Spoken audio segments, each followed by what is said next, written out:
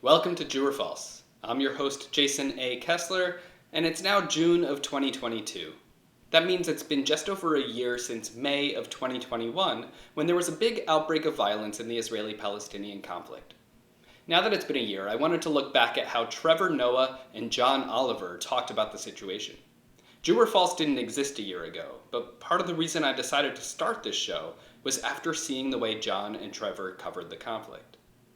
Trevor did a 9-minute Daily Show segment where he seemed to place the blame on Israel by focusing on the fact that Israel is more powerful. I cannot watch that footage and hear those numbers and see a fair fight.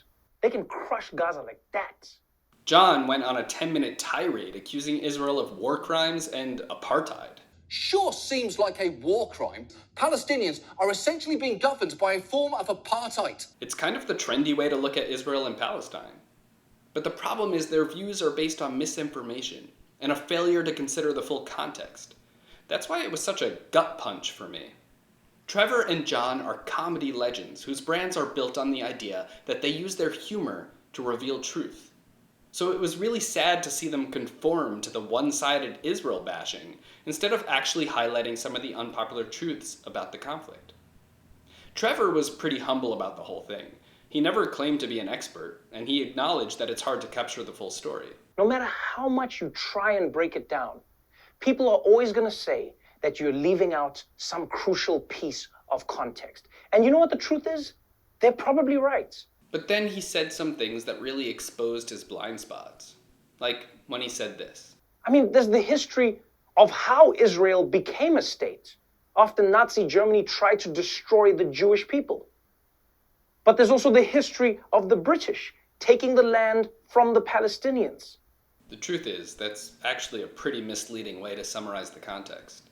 When the British took over control of the area back in 1917, there were Arabs and Jews living there. Saying the British took the land from the Palestinians is only true to the extent that you also acknowledge that they took part of the land from the Jews. But really, a more accurate way to describe it is that the British took control from the Ottoman Empire, who was already occupying that whole region. And when the British took over, they promised the local Arabs and the local Jews that they would each get independence and self-rule, which neither of them had under the Ottomans. There's no reason why we need to treat these like competing promises. The British took over a land that had two different indigenous populations, and they promised to grant self-determination to each of them. Great.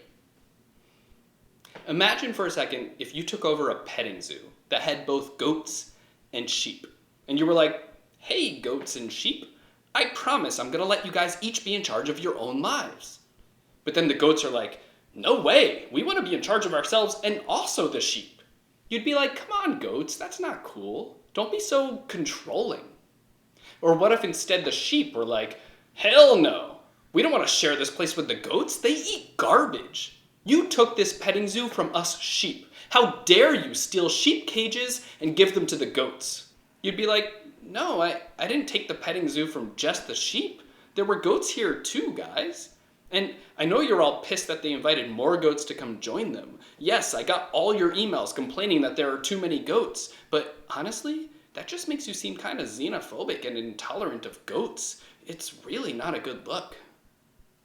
The point is, there's a whole backstory that Trevor doesn't seem to realize or acknowledge, and his oversimplified view reinforces the dangerous myth that the only reason there are Jews in Israel is because Europe felt bad after the Holocaust and gave the Jews a bunch of stolen Palestinian land. Later in his video, Trevor argues that because Israel is so much more powerful than Gaza, it shouldn't fight back so hard. He made this whole analogy about how it's like when he used to fight with his little brothers. If you are in a fight where the other person cannot beat you, how hard should you retaliate when they try to hurt you? When I was a teenager, I would always get into fights with my little brothers. And little kids can be vicious, right? They're trying to punch you in the leg, they're trying to punch you in the nuts. They're kids, they do that. But my mom would say to me, whenever I get angry, she'd go, Trevor, don't hit the kid back because they can't hurt you. You're a teenager and the kid is 4. Hold on. When you were a teenager, you were fighting with 4-year-olds?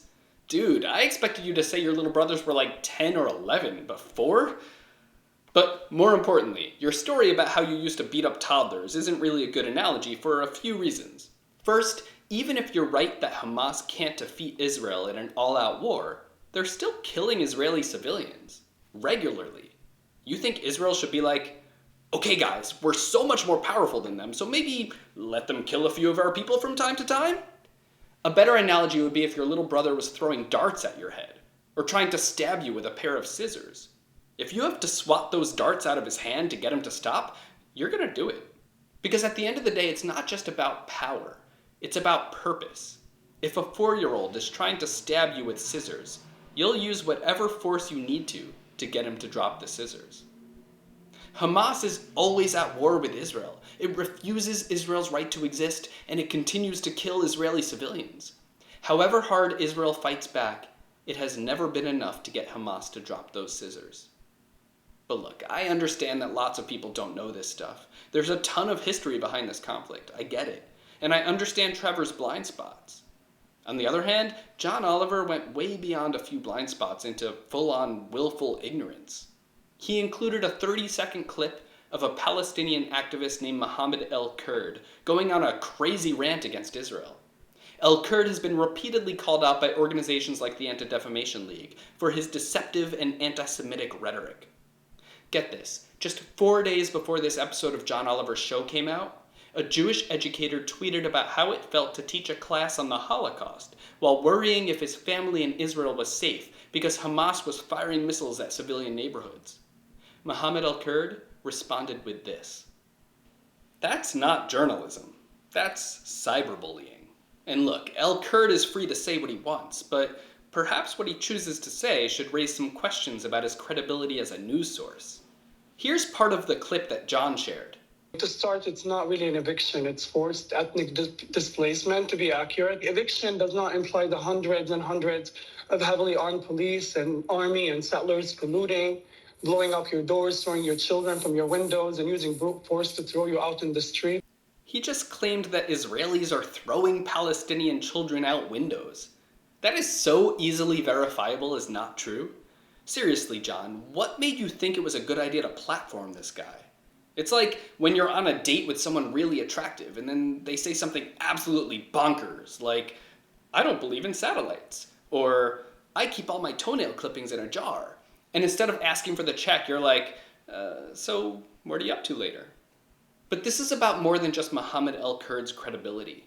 Claiming that Israelis are throwing Palestinian children out windows is the same kind of false, blood libel-y anti-Semitic crap that Jews have been dealing with for centuries, right up there with baking the blood of Christian babies in our matzah or causing the Black Plague. I never expected someone like John Oliver to peddle that kind of obviously false incitement. And here's the thing about incitement. I'm sure if you asked some medieval dude if he thought it was anti-Semitic to say that Jews kill Christian babies and bake their blood in matzah, he'd be like, no, I'm not anti-Semitic, I'm anti-baby murder.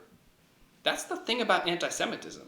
It morphs and transforms, so today's version doesn't look the same as yesterday's and can sneak by. But the core ingredients are the same. Say something that's not true about the Jews that, if it were true, is bad enough to justify horrible violence against them. That baby killing one works like a charm. I mean, really take a moment and imagine living in a time when everyone just knew that Jews killed Christian babies. It's just common knowledge. Everyone you know says so. Wouldn't you think it was justified to not like the Jews? Maybe kick them out of your country or try to kill them all? I mean, they're killing your babies and eating their blood.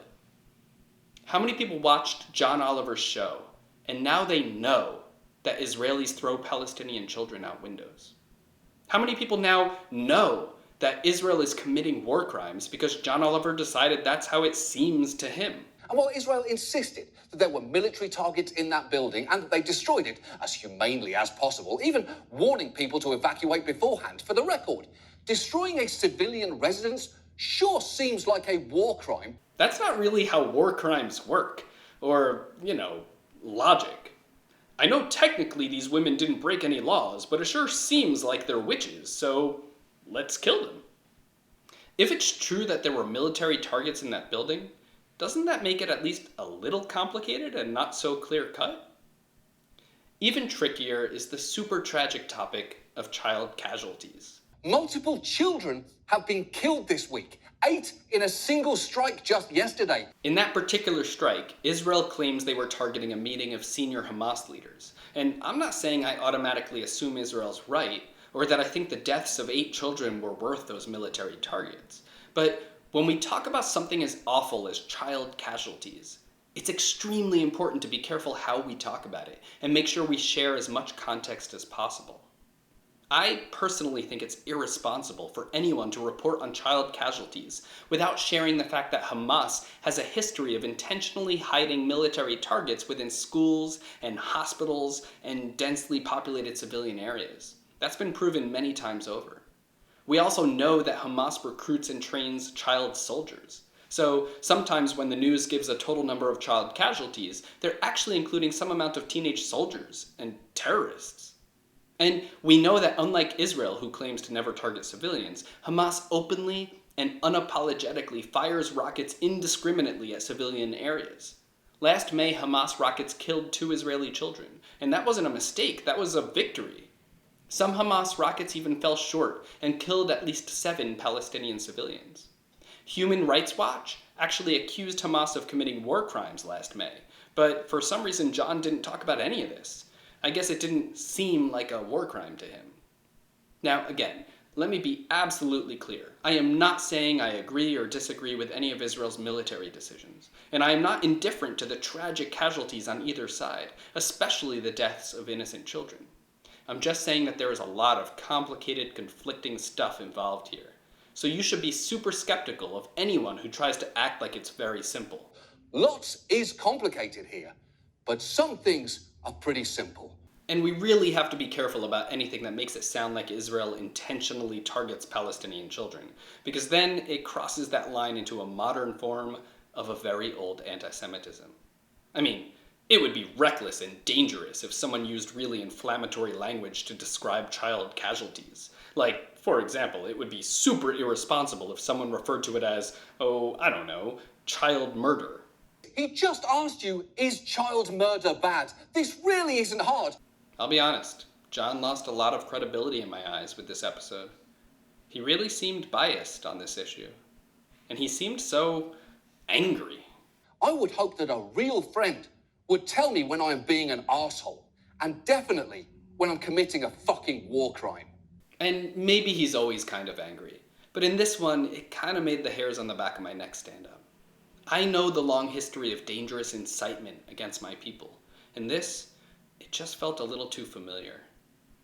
The Israeli-Palestinian conflict is complicated. To act like it's so morally clear, that there's no room for nuance, that you can talk about it with such disgust and contempt in your voice, that's the part that's especially dangerous.